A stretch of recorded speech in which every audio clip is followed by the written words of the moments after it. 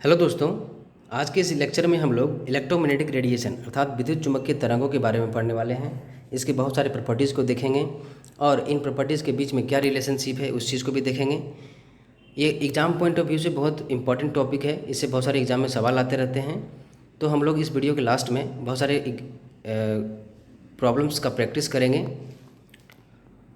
पिछले लेक्चर तक हम लोगों ने आइसोटॉप्स, आइसोबार्स और आइसोटोन्स के बारे में पूरी जानकारी ले ली थी और देख लिया था कि किस तरह से किसी भी एलिमेंट का आइसोटॉपिक मास को किस तरह से कैलकुलेट किया जाता है। अब इस लेक्चर में हम लोग इलेक्ट्रोमैग्नेटिक रेडिएशन अर्थात ईएमआर के बारे में समझने वाले हैं। जेम्स मैक्सवेल पहले साइंटिस्ट थे जिन्होंने किसी चार्ज पार्टिकल का इलेक्ट्रिक और मैग्नेटिक फील्ड में किस तरह से इंटरेक्शन वो शो करते हैं, इस चीज़ को दिखाया। उन्होंने कहा कि जब हमारे पास कोई चार्ज पार्टिकल हो, पॉजिटिव हो या नेगेटिव हो, जब वह रेस्ट में रहता है तो हम सभी जानते हैं कि वह अपने चारों तरफ एक imaginary electric lines of forces produce करता है, जिसकी वजह से उस चार्ज पार्टिकल का अपना एक खुद का एक इलेक्ट्रिक फील्ड होता है। इस इलेक्ट्रिक फील्ड में जब कोई दूसरा चार्ज पार्टिकल आता है तब वह इस इलेक्ट्रिक फील्ड के फोर्स को एक्सपीरियंस करता है। लेकिन उन्होंने जब इस इलेक्ट्रिकली चार्ज पार्टिकल को मूव करा दिया, उसे मोशन में ला दिया, उसके अंदर एक्सेलरेशन प्रोड्यूस कर दिया, तो उन्होंने पाया कि इस चार्ज पार्टिकल से कुछ खास तरह के फील्ड प्रोड्यूस हो रहे हैं जिसका नाम उन्होंने मैग्नेटिक फील्ड दिया। तो इस तरह से उन्होंने कंक्लूजन निकाला कि कोई भी चार्ज पार्टिकल जब मोशन में हो जाए, उसे एक्सेलरेशन में कर दिया जाए, तो उसके पास दो तरह की फील्ड प्रोड्यूस होती है, इलेक्ट्रिक फील्ड और मैग्नेटिक फील्ड। चूँकि ये वाइब्रेशंस कर रही हैं, तो वाइब्रेशंस कर रही हैं इसका मतलब ये वेव भी जनरेट करेंगी और इस तरह से ये जो वेव होंगी उसमें दो तरह के फील्ड मौजूद होंगे, इलेक्ट्रिक और मैग्नेटिक फील्ड। और मैक्सवेल ने इसका नाम, इस तरह का जो वेव है उसका नाम इलेक्ट्रोमैग्नेटिक वेव रखा, क्योंकि यह इलेक्ट्रो अर्थात इलेक्ट्रिक फील्ड और मैग्नेटिक अर्थात मैग्नेटिक फील्ड दोनों तरह के कंपोनेंट रखता है, इसलिए इस तरह के वेव को इलेक्ट्रोमैग्नेटिक वेव्स कहा जाता है। अब मैक्सवेल ने इस तरह के वेव को कुछ इस तरह से रिप्रेजेंट किया कि हमारे पास कोई इलेक्ट्रोमैग्नेटिक वेव है या इलेक्ट्रोमैग्नेटिक रेडिएशन है, तो उसमें दो तरह के कंपोनेंट हैं। पहला इलेक्ट्रिक फील्ड जो कि रेड कलर से दिख रहा है आपको, ये इस तरह से आगे प्रोपोगेट करते रहेगा। दूसरा हमारे पास मैग्नेटिक फील्ड है जो कि ब्लू लाइन से दिखाया गया है, ये कुछ इस तरह से प्रोपोगेट करके आगे बढ़ता चला जाएगा। ये हमारा लाइन ऑफ प्रोपोगेशन है अर्थात डायरेक्शन ऑफ प्रोपोगेशन है। इलेक्ट्रिक और मैग्नेटिक फील्ड दोनों एक दूसरे पर 90 डिग्री पर अलाइन होंगे, ऐसी बात उन्होंने कही। दूसरी बात उन्होंने कही कि ये 90 डिग्री पर अलाइन तो रहते ही हैं एक दूसरे के, लेकिन ये लाइन ऑफ डायरेक्शन पर भी 90 डिग्री पर अलाइन होकर के आगे ट्रेवल करते रहते हैं। तो पहली बात उन्होंने बता दी कि इनमें दो कंपोनेंट होंगे, इलेक्ट्रिक कंपोनेंट और मैग्नेटिक फील्ड कंपोनेंट। दूसरी बात उन्होंने इनके वेलोसिटी के बारे में बताई कि जो जितने भी हमारे आसपास इलेक्ट्रोमैग्नेटिक वेव्स हैं उनकी वेलोसिटी होती है वेलोसिटी ऑफ लाइट के बराबर, जो कि होता है 3 × 10⁸ मीटर पर सेकेंड। तो वेलोसिटी ऑफ लाइट को जनरली भी से भी और सी से भी डिनोट किया जाता है। सभी इलेक्ट्रोमैग्नेटिक वेव्स में ये कॉमन बात है कि उनकी वेलोसिटी कभी भी चेंज नहीं होती है, वो वेलोसिटी ऑफ लाइट के बराबर ही रहती है। तीसरी बात उन्होंने बताई कि इलेक्ट्रोमैग्नेटिक वेव्स को ट्रेवल करने के लिए किसी भी मीडियम की ज़रूरत नहीं पड़ती है, नो मीडियम रिक्वायर्ड, किसी भी तरह के मीडियम की ज़रूरत नहीं पड़ती है। साउंड वेव्स में क्या था कि उनको प्रोपगेट करने के लिए, ट्रेवल करने के लिए मीडियम की ज़रूरत पड़ती थी, एयर मीडियम, वाटर मीडियम या किसी दूसरे तरह का मीडियम चाहिए था उनको। इसलिए स्पेस में आप जब जाएंगे तो आपको एक दूसरे की आवाज़ें सुनाई नहीं देंगी, क्योंकि वहाँ पे साउंड वेव्स को ट्रेवल करने के लिए किसी तरह का मीडियम नहीं है। लेकिन इलेक्ट्रोमैग्नेटिक वेव वाले केस में किसी भी तरह के मीडियम की ज़रूरत नहीं पड़ती है उनके प्रोपगेशन के लिए। चौथी बात उन्होंने बताई कि ये ट्रांसवर्स नेचर के होते हैं। अब हमारे पास जब एक वेव की खोज हो चुकी है तो हमारे पास बहुत सारे सवाल आता है कि उस वेव की स्पीड कितनी है, उस वेव की वेवलेंथ कितनी है अर्थात उस वेव की लंबाई कितनी है, उस वेव का फ्रिक्वेंसी कितना है अर्थात वह वेव किसी पार्टिकुलर पॉइंट से एक सेकेंड में कितना नंबर ऑफ़ वेव्स वहाँ से वो क्रॉस कर रहा है। उसी तरह से उस वेव की वेव नंबर क्या है अर्थात 1 सेंटीमीटर में जो वेव्स है, नंबर ऑफ़ वेव्स है वो कितना है 1 सेंटीमीटर में। उसके बाद टाइम पीरियड अर्थात एक वेव को एक साइकिल पूरा करने में कितना समय लग रहा है, वो चीज़ हमारे सामने होती है। उसके बाद अगर हमारे पास वेव है तो हमारे मन में सवाल आता है कि उस वेव की हाइट कितनी है या डेप्थ कितनी है, उस वेव की हाइट और डेप्थ कितनी है, उसे जिसे हम लोग एम्पलीट्यूड कहते हैं। तो ये जो आप प्रॉपर्टीज़ देख रहे हैं, वेलोसिटी, लैम्बडा जिसे वेवलेंथ कह रहे हैं, frequency, wave number, time period, amplitude और उस वेव की कितनी एनर्जी होगी, ये जो हैं वो किसी वेव के कैरेक्टरिस्टिक्स होते हैं। जिस प्रकार से किसी एटम का जो पहचान है वह उसमें मौजूद जड़ अर्थात एटॉमिक नंबर से होती है और वही प्रोटॉन के बराबर होता है। तो किसी एटम की पहचान उसकी परमाणु संख्या से होती है, ना कि कितना उसमें इलेक्ट्रॉन है और कितना न्यूट्रॉन है। उसकी पहचान उसके एटॉमिक नंबर अर्थात प्रोटॉन नंबर से होती है, क्योंकि इलेक्ट्रॉन की संख्या और न्यूट्रॉन की संख्या किसी एलिमेंट के लिए, किसी एटम के लिए वेरी कर सकती है, लेकिन प्रोटॉन का जो संख्या है वो चेंज नहीं होता है। तो जिस प्रकार से किसी एटम की पहचान उसके परमाणु संख्या से हो रही है, उसी प्रकार से किसी वेव की पहचान उसके वेलोसिटी, उसके वेवलेंथ, उसके फ्रीक्वेंसी, उसके वेव नंबर, उसके टाइम पीरियड, उसके एम्पलीट्यूड, उसकी एनर्जी से होती है। तो इन सभी चीज़ों में सिर्फ एक चीज़ कॉमन देखने को मिला, वेलोसिटी। जितने भी तरह के इलेक्ट्रोमैग्नेटिक वेव्स हैं उनकी वेलोसिटी एक जैसी होती है, लेकिन बाकी जो चीज़ें आप देख रहे हैं वो सारी चीज़ें अलग अलग होंगी। आइए हम इन्हीं सारी चीज़ों को बारी बारी से समझने की कोशिश करते हैं। इनके कैरेक्टरिस्टिक्स को समझने से पहले मैं बताना चाहता हूँ कि हमारे पास बहुत तरह तरह के इलेक्ट्रोमैग्नेटिक वेव्स हैं। उनको याद करने का तरीका है CGX UVIMR।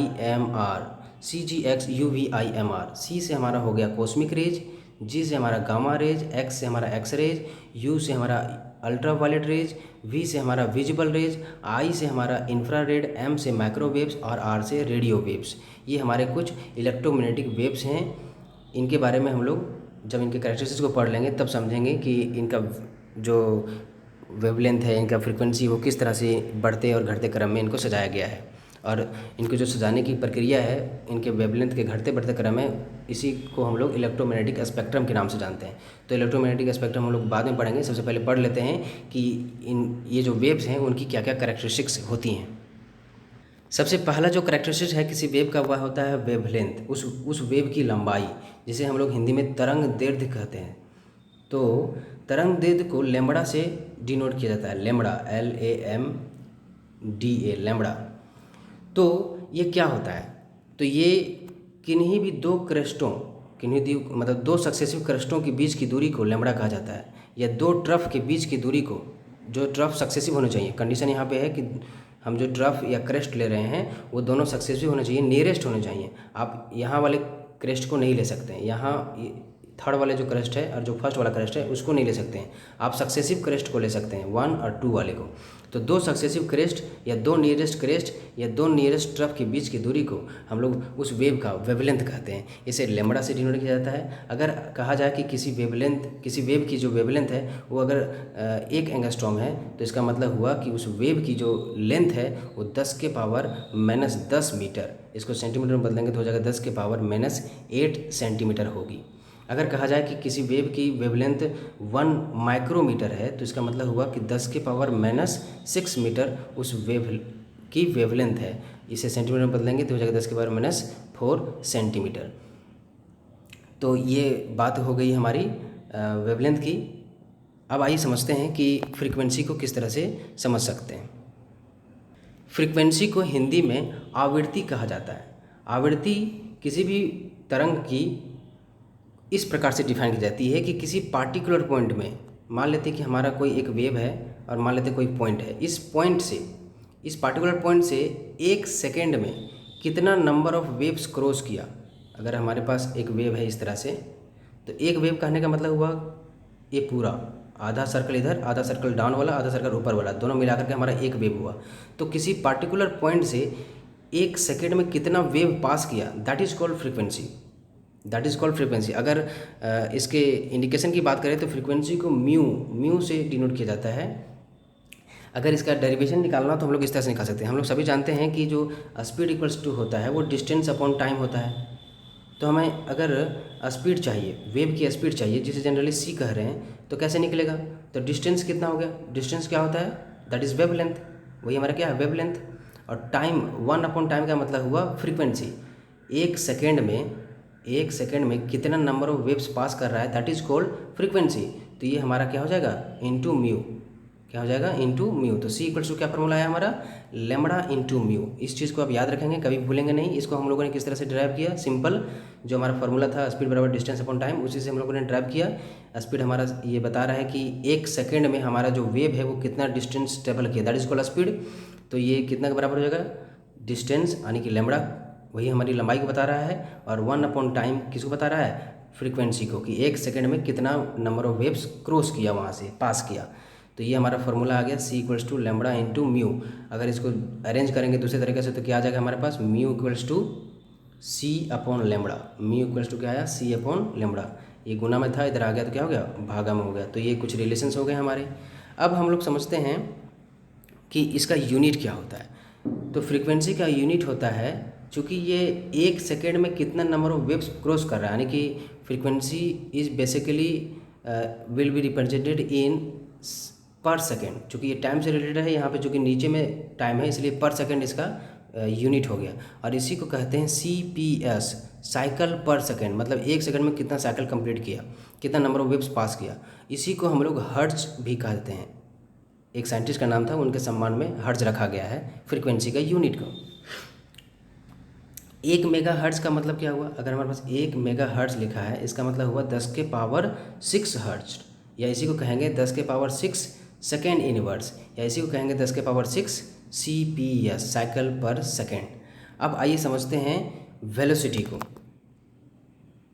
वेलोसिटी का मतलब हुआ कि पार्टिकुलर वेव 1 सेकंड में कितना डिस्टेंस ट्रेवल कर रहा है। अभी हम लोगों ने देखा था कि वेलोसिटी इक्वल्स टू क्या लाए थे हम लोग फार्मूला में, mu into lambda. Mu into lambda is called velocity of the wave.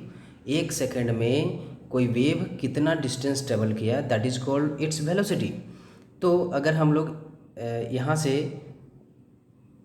अगर वेलोसिटी निकालना चाहते हैं, तो अगर हमें वेव का फ्रीक्वेंसी पता है और लेमड़ा पता है, तो उस वेव का वेलोसिटी पता चल जाएगा। और ये वेलोसिटी हमेशा कांस्टेंट आता है, और वो इक्वल होता है 3 × 10⁸ मीटर पर सेकेंड। इसे C से भी और V से भी जनरली डिनोट किया जाता है। ये कभी भी चेंज नहीं करता है, आप ध्यान दें। आप अगर अलग फ्रीक्वेंसी का अगर वेव ले रहे हैं, या अलग आप वेवलेंथ का वेव ले रहे हैं, तो हर केस में दोनों मल्टीप्लाई होकर के इतना ही देंगे, ये कभी चेंज नहीं होता। इस बात को आप ध्यान से समझ लें। यहाँ पे एक चीज़ और आपको गौर करनी है कि अगर आप इसको अरेंज करें, तो अगर आपको फ्रीक्वेंसी निकालनी हो तो फ्रीक्वेंसी कैसे निकालेंगे, तो ये गुना में है लेमड़ा, इधर आएगा क्या होगा, भागा में हो जाएगा, तो C अपॉन लेमड़ा। अब इस दोनों में क्या देख रहे हैं कि फ्रीक्वेंसी और लेमड़ा दोनों एक दूसरे का उल्टा है। अगर हमारी फ्रीक्वेंसी बढ़ रही है तो हमारा लेमड़ा घट जाएगा, अगर ये फ्रीक्वेंसी घट रही है तो हमारा लेमड़ा बढ़ जाएगा, क्योंकि दोनों एक दूसरे के रेसिप्रोकल है। ये हमारे वेलोसिटी के बारे में बात हो गई। अब बहुत ही इंपॉर्टेंट वेव नंबर के बारे में हम लोग बात करेंगे। किसी भी वेव का वेव नंबर हमें बताता है कि किसी 1 सेंटीमीटर में कितने नंबर ऑफ वेवलेंथ्स हैं, कितने नंबर ऑफ वेवलेंथ्स हैं पर centimetre, that is called wave number. तो वेव नंबर को हम लोग म्यू बार से डिनोट करते हैं, और म्यू बार को रेसिप्रोकल ऑफ वेवलेंथ भी किया जाता है, अर्थात 1 upon lambda is also called wave number. क्यों ऐसा कह रहे हैं हम लोग, क्योंकि वेव नंबर का जो डिफिनेशन है वो कहता है कि पर सेंटीमीटर अर्थात पर लेमड़ा कितना नंबर ऑफ वेवलेंथ है, पर सेंटीमीटर कितना वेवलेंथ है। जैसे सपोज हम अगर आपसे पूछा जाए कि हमारे पास कोई वेव है और उसका जो टोटल जो हमारा ट्रेवल का जो डिस्टेंस दिया है, मान लेते हैं वो 1 सेंटीमीटर दिया है, और कुछ उसमें इस तरह के वेव्स दिख रहे हैं। अगर total number of waves count करें तो हमारे पास कितना आएगा, एक यहाँ पे वेव्स है, एक दूसरा, ये हमारा तीसरा, आधा इधर आधा इधर, तो चौथा हो गया, और ये हमारा 5वां। तो 1 सेंटीमीटर में हमें कितना नंबर ऑफ़ वेवलेंथ देखने को मिल रहा है, तो 5 हमें देखने को मिल रहा है। तो इसलिए इस पार्टिकुलर जो वेव लिए हैं उसका वेव नंबर कितना हो जाएगा, 5 सेंटीमीटर इनवर्स हो जाएगा। मतलब 1 सेंटीमीटर में 5 वेवलेंथ, 5 नंबर ऑफ़ वेव्स देखने को मिल रहे हैं, that is called its wave number. एक बार कंफ्यूज करने के लिए आपको इस तरह से पूछ सकता है कि हमारे पास एक वेव है और बोला है कि 10 सेंटीमीटर में जो वेव्स है कुछ इस तरह से है, तो बताइए कि इसका वेव नंबर कितना होगा। तो हमने कहा कि वेव नंबर होता है 1 सेंटीमीटर में कितना नंबर ऑफ़ वेव्स है। तो यहाँ पे 10 सेंटीमीटर दिया है ना, तो इसमें पहले नंबर ऑफ़ वेव्स काउंट करिए। तो ये एक हो गया, फिर हमारे पास दो हो गया, फिर ये तीसरा वेव, फिर ये चौथा वेव, फिर ये पाँचवा, फिर ये छठा, फिर ये सातवां, फिर ये आठवां। 8 टोटल हमारे पास यहाँ पे वेवलेंथ देखने को मिल रहे हैं। तो 10 सेंटीमीटर में 8 वेवलेंथ देखने को मिल रहे हैं। 10 सेंटीमीटर में 8 वेवलेंथ देखने को मिल रहे हैं। तो 1 सेंटीमीटर में कितना देखने को मिलेगा? 8/10 अर्थात 0.8। 0.8 सेंटीमीटर इनवर्स इसका क्या हो जाएगा? वेव नंबर हो जाएगा। तो कंफ्यूज ना हो कि 1 सेंटीमीटर में हमें लेना है। 1 सेंटीमीटर में कितना नंबर ऑफ वेव्स है, that is called its wave number. अब आइए हम लोग समझते हैं एम्पलीट्यूड क्या होता है। इसका यूनिट हम लोगों ने देख लिया, वेव नंबर का यूनिट क्या हो गया? सेंटीमीटर इनवर्स या तो मीटर इनवर्स। कन्फ्यूज करने के लिए एक सवाल इस तरह भी पूछ सकता है कि 1 मीटर की दूरी दी गई है और इसमें कुछ वेव इस तरह से दिखाया गया है। अब बोल रहा है कि बताइए कि इसका वेव नंबर कितना होगा। तो पहले सबसे पहले wave number of waves count करिए। 1 हो गया, ये 2, 3, 4, 5, 6, 7, 8। हमारे पास 8 है यहाँ पे नंबर ऑफ वेवलेंथ्स। 8 हमारे पास नंबर ऑफ वेव्स हैं यहाँ पे। कितने में? 1 मीटर में। लेकिन हमें कितना पता करना है? पर सेंटीमीटर। यहाँ पे दिया है 1 मीटर में 8 वेव्स हैं, अर्थात 1 मीटर में होता है 100 सेंटीमीटर।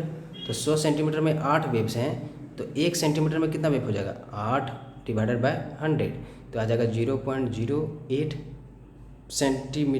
पर सेंटीमीटर। ये हमारा क्या है? इसका वेव नंबर होगा। अब हम लोग एम्पलीट्यूड को समझते हैं।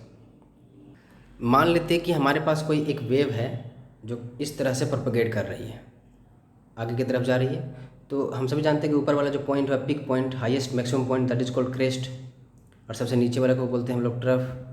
तो एम्पलीट्यूड बताता है कि किसी भी वेव का हाइट कितना है और डेप्थ कितना है। हाइट और depth of a wave is called its amplitude. Amplitude से हमें किसी भी वेव की इंटेंसिटी पता चलती है। किसी भी वेव की इंटेंसिटी पता चलती है। हमारे आसपास बहुत तरह के वेव हो सकते हैं। हमारे पास वेव कुछ इस तरह का भी हो सकता है जिसका एम्पलीट्यूड बड़ा हो। तो मतलब यहाँ पे देख रहे हैं कि यहाँ पे जो हाइट है इस वेव का वो बहुत बड़ा है और डेप्थ भी बहुत गहराई इसकी है। तो जिस भी वेव की एम्पलीट्यूड अर्थात उसकी हाइट या डेप्थ बहुत ज़्यादा होगी, मीन्स उसका इंटेंसिटी बहुत ज़्यादा होगा। अर्थात एम्पलीट्यूड और इंटेंसिटी में सीधा संबंध है। अगर एम्पलीट्यूड बढ़ गया, एम्पलीट्यूड को स्मॉल ए से डिनोट करते हैं, तो अगर एम्पलीट्यूड बढ़ गया तो हमारा इंटेंसिटी जो वेव का है वो भी बढ़ जाएगा। तो ये हमारी इंटेंसिटी की बात हो गई। इसे आप समझ लें कि इंटेंसिटी अगर हमें डिटरमाइन करना है तो हम लोग सीधा सीधा एम्पलीट्यूड को देखेंगे, ना कि फ्रीक्वेंसी और ना कि वेवलेंथ को देखेंगे। हम लोग एम्पलीट्यूड से पता करेंगे कि उसकी इंटेंसिटी कितनी होगी। अब हम लोग समझते हैं लास्टली टाइम पीरियड को। Time period of a wave से हमारा तात्पर्य हुआ कि किसी भी वेव के द्वारा एक कंप्लीट साइकिल को पूरा करने में कितना समय लगा गया। अर्थात time period of a wave is basically what? 1 upon frequency. Frequency क्या बताता है कि एक पार्टिकुलर पॉइंट से 1 सेकंड में कितना नंबर ऑफ वेव पास कर रहा है, that is called time period. किसी एक कंप्लीट साइकिल को पूरा करने के लिए कितना टाइम ले रहा है वो, that is called time period of particular wave. अब हम लोग समझते हैं कि ये जो करैक्टरिस्टिक्स थी, उन करैक्टरिस्टिक्स के आधार पर जो हमारे इलेक्ट्रोमैग्नेटिक रेडिएशंस थे, वेव्स थे, उनको किस तरह से बांटा गया है। तो जब इलेक्ट्रोमैग्नेटिक रेडिएशंस को उनके बढ़ते या घटते हुए वेवलेंथ या फ्रीक्वेंसी के टर्म में अरेंज किया जाता है, तब जो हमें एक सीरीज़ मिलती है, that is called electromagnetic spectrum. तो सबसे ऊपर में हम लोगों ने देखा था कि इसका जो याद करने का ट्रिक है वो है CGX UVIMR। तो सबसे नीचे में हमारा कॉस्मिक रेज है, फिर गामा रेज, एक्स रेज, फिर अल्ट्रा वायलेट रेज, फिर विजिबल रेज, फिर इंफ्रारेड, फिर माइक्रोवेव, फिर रेडियो वेव्स। तो कॉस्मिक रेज की अगर हम लोग कॉस्मिक रेज की वेवलेंथ की बात करें तो इसकी वेवलेंथ सबसे मिनिमम होती है, सबसे मिनिमम वेवलेंथ है। और अगर रेडियो वेव्स की बात करें तो ये सबसे हाईएस्ट वेवलेंथ वाला है। अब बहुत दूरी इसका वेवलेंथ मतलब तरंग की लंबाई इसकी सबसे बहुत ज़्यादा है, मतलब ये काफ़ी दूरी तक ट्रेवल कर सकता है। तो इसका मतलब ये हुआ कि इसका इस्तेमाल हम लोग सैटेलाइट में कर सकते हैं, जो कि इसकी हाईएस्ट वेवलेंथ होती है। तो रेडियो वेव्स की सबसे हाईएस्ट वेवलेंथ है। और आगे हम अभी देखेंगे एनर्जी जो होती है किसी भी वेव की, वो होती है h/ν। इसी को कहते हैं hc/λ। अगर हमारे पास लैम्बडा सबसे ज़्यादा है अगर ये सबसे ज़्यादा है तो एनर्जी ऑब्वियस है कि सबसे कम होगी। तो रेडियो वेव्स की वेवलेंथ सबसे ज़्यादा होती है, लैम्बडा सबसे ज़्यादा होती है और एनर्जी सबसे कम होती है। वहीं अगर कॉस्मिक रेज की बात करें तो चूँकि लैम्बडा सबसे मिनिमम है और ये मिनिमम होगा तो एनर्जी ऑब्वियस है कि सबसे हाईएस्ट हो जाएगी। तो कॉस्मिक रेज की जो एनर्जी होती है वो सबसे हाईएस्ट एनर्जी होती है सभी इलेक्ट्रोमैग्नेटिक रेडिएशंस में। या स्पेस में जनरली आपको कॉस्मिक रेज देखने को मिलेंगे। तो अगर कॉस्मिक रेज के अगर वेवलेंथ की बात करें तो ये 0.01 से लेकर 0 से लेकर 0.001 आपको देखने को मिलेगा। लेकिन रेडियो वेव्स की जो वेवलेंथ है वो 10⁻⁷ एंगस्ट्रॉम के आसपास आपको देखने को मिलेगा। यहाँ पे विजिबल वाले आप रेंज को आप याद रखेंगे, ये एग्जाम में पूछा जाता है कभी कभी इंटरव्यू में कि विजिबल रेंज की जो वेवलेंथ होती है वो 7600 से लेकर 3800 एंगस्ट्रॉम के बीच में होती है। ठीक है, इसे हम लोग नैनोमीटर में याद करेंगे तो ये 400 से लेकर के 780 या जनरली 800 भी लिखते हैं हम लोग, तो 800 नैनोमीटर तक रहती है। 400 से लेकर के 800 नैनोमीटर वाला जो रेंज होता है that is called visible range. इस रेंज में अगर कोई चीज़ पड़ती है तो हमको वो चीज़ दिखाई देगी, बाकी चीज़ें हमको दिखाई नहीं देंगी। ये कुछ उसके सोर्स हैं। रेडियो वेव्स आप alternating current of high frequency से प्रोड्यूस होते हैं। माइक्रोवेव आपको क्लेस्ट्रॉन ट्यूब से प्रोड्यूस होंगे। इंफ्रारेड इनकैंडेसेंस ऑब्जेक्ट्स मतलब इनकैंडेसेंस ऑब्जेक्ट मतलब हो गया उस तरह के ऑब्जेक्ट जो काफ़ी हाई टेम्परेचर पर ग्लो करना शुरू कर देते हैं। 700, 800, 1000, 2000 के टेम्परेचर पे ग्लो करना शुरू कर देते हैं। उनसे जो रेडिएशन निकलती हैं वो इंफ्रारेड होती हैं। Visible rays, sun rays, electric bulbs, उसी तरह से सन रेज लैम्प से हमारे अल्ट्रावायलेट किरणें भी निकलती हैं। हम लोगों ने ओजोन लेयर में देखा था, इसको काफ़ी खतरनाक होती हैं। एक्स रेज जो होती हैं, कैथोड रे जो हम लोग एक्सपेरिमेंट किए थे उसमें देखा था हम लोगों ने। गामा रेज ये रेडियोटिव चैप्टर में हम लोग देखेंगे। कॉस्मिक रेज ये आउटर स्पेस में मिलती हैं हमें। तो ये हमारे डिफरेंट इलेक्ट्रोमैग्नेटिक स्पेक्ट्रम थे। हमारा जो क्लासिकल वेव थ्योरी था वो बहुत सारे चीज़ों को एक्सप्लेन कर दिया। Reflection, refraction, diffraction, interference, polarisation, इन सारी चीज़ों को आसानी से एक्सप्लेन कर दिया। लेकिन वह फेल हो गया ब्लैक बॉडी रेडिएशन को एक्सप्लेन करने में, फोटो इलेक्ट्रिक इफेक्ट को एक्सप्लेन करने में। इसलिए प्लांक्स ने एक क्वांटम थ्योरी दिया, क्वांटम वेव थ्योरी दिया। आइए समझते हैं क्वांटम वेव थ्योरी में प्लांक्स ने क्या बातें बताई। 1901 में मैक्स प्लांक्स ने फोटो इलेक्ट्रिक इफेक्ट और ब्लैक बॉडी रेडिएशन को एक्सप्लेन करने के लिए एक क्वांटम थ्योरी अप्रोच दिया किसी भी वेव के लिए। उन्होंने कहा कि कोई भी हॉट बॉडी इमिट करती है रेडिएंट एनर्जी को कंटिन्यूसली नहीं बल्कि डिसकंटिन्यूसली और in the form of small bundles और पैकेट्स ऑफ एनर्जी। मतलब अगर हमारे पास कोई हॉट बॉडी है, अगर इससे किरणें निकल रही हैं, बहुत सारी किरणें निकल रही हैं, तो मैक्स प्लांक्स कहते हैं कि ये कंटिन्यूसली जो एनर्जी है वो रिलीज़ नहीं कर रहे हैं, कंटिन्यूस फॉर्म में नहीं कर रहे हैं बल्कि डिसकंटिन्यूस फॉर्म में कर रहे हैं और छोटे छोटे पैकेट्स के रूप में कर रहे हैं, छोटे छोटे बंडल्स के रूप में कर रहे हैं। Energy of small packets of small energy के रूप में वो इमिट कर रहे हैं लाइट को, एनर्जी को। अर्थात उन्होंने कहा कि ये जो रेडिएशंस हैं वो स्मॉल बंडल्स होते हैं एनर्जी के, जिन्हें हम लोग बाद में जाके आइंस्टाइन ने उस फोटोन्स को मतलब उस लाइट एनर्जीज को कहा फोटोन्स। वो जो बंडल्स हैं उन्हें क्या कहा? फोटोन्स कहा। तो मैक्स प्लांक्स ने कहा कि कोई भी हॉट बॉडी है, अगर उससे कुछ भी तरह का रेडिएंट एनर्जी निकल रहा है तो वो रेडिएंट एनर्जी कंटिन्यूसली नहीं निकलेगी बल्कि डिसकंटिन्यूसली निकलेगी, एक स्मॉल पैकेट्स के रूप में निकलेगी। और उस स्मॉल एनर्जी पैकेट्स को उन्होंने क्वांटम नाम दिया। क्वांटम एक सिंगुलर वर्ड हुआ और अगर हम लोग क्वांटा बोल रहे हैं तो ये प्लूरल वर्ड हुआ। बहुत सारे अगर पैकेट्स हैं तो मतलब क्वांटा, एक पैकेट है तो हमारे पास क्वांटम है। इसके आधार पर मैक्स प्लांक्स ने अपना wave theory, quantum wave theory को रिप्रेजेंट किया और इससे बहुत सारी चीज़ें एक्सप्लेन हो गई नासली। बाद में ही 1905 में आइंस्टाइन जो थे उन्होंने देखा कि लाइट से जो ऊर्जा आ रही है, रेडिएंट एनर्जी आ रही है, वो भी छोटे छोटे एनर्जी के पैकेट्स में आ रही है। उसको उन्होंने क्वांटा नाम दिया और फोटोन नाम दिया। बेसिकली क्या नाम दिया? लाइट एनर्जी के पैकेट्स को फोटोन नाम दिया। आगे फर्दर मैक्स प्लांक कहते हैं कि जो एनर्जी होती है इन फोटोन्स की या क्वांटा की, वो डायरेक्टली प्रोपोर्शनल होती है जो रेडिएंट एनर्जी और जो रेडिएशन जो निकल रही है उसकी फ्रीक्वेंसी कितनी है। मतलब फ्रीक्वेंसी ऑफ रेडिएशन पर डिपेंड करती है उस पार्टिकुलर रेडिएशन की एनर्जी। इस प्रोपोर्शनलिटी कॉन्सेप्ट को जब हटाया गया तो हमारे पास इक्वेशन कुछ इस तरह से आया, H into nu, E equals to H into nu. H को हम लोग कहते हैं Planck's constant, Planck's constant, Planck's constant. तो ये हमारे पास कुछ रिलेशन आया। अभी हम लोगों ने देखा कि म्यू इक्वल्स टू होता है सी अपॉन लेमड़ा, तो ये हमारे पास फार्मूला आ गया H C upon lambda. Mu equals to हम लोगों ने देखा था सी अपॉन लेमड़ा होता है।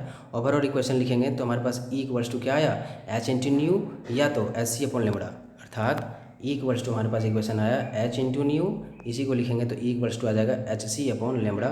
इन सारे इक्वेशन को आप ध्यान से देखेंगे, ये भी कांस्टेंट होता है, ये भी कांस्टेंट होता है, ये वेरी करता है और ये भी वेरी करेगा। अगर दो तरह के हमारे पास फोटोन्स हैं, तो अगर मान लेते हैं हमारे पास दो तरह के फोटोन्स हैं, तो E1 मान लेते हैं तो इसका हो जाएगा एच सी अपॉन लेमड़ा 1, और अगर हमारे पास दूसरा फोटोन है तो इसका E2 अलग एनर्जी होगा इसका, तो एच सी अपॉन लेमड़ा 2 होगा।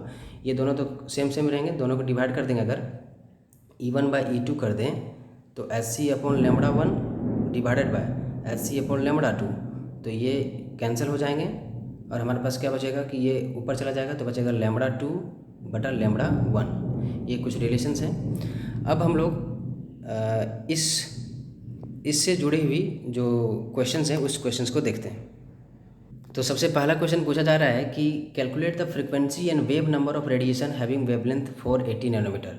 हमारे पास वेवलेंथ अर्थात लेमड़ा दिया है 480 नैनोमीटर। हम लोगों ने रिलेशन पढ़ा था कि अगर हमें फ्रीक्वेंसी निकालनी तो म्यू इक्वल्स टू होता है सी अपॉन लेमड़ा, तो सी हम लोग जानते हैं वेलोसिटी ऑफ लाइट होता है 3 × 10⁻8 मीटर पर सेकेंड, डिवाइडेड बाय लेमड़ा कितना है 480, और 1 नैनोमीटर में कितना हमारे पास होता है 10⁻⁹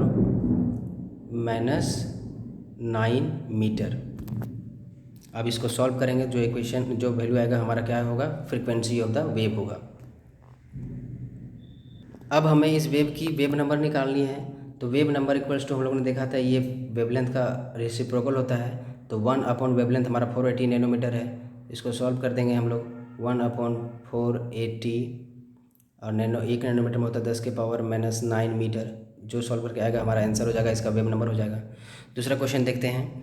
दूसरा क्वेश्चन पूछा जा रहा है कि frequency of radiation having wave number this, कितना हमारे पास है 10 पर मीटर हमारे पास ये वेव नंबर यानी कि म्यू बार दिया है, और पूछा जा रहा है कि म्यू कितना होगा।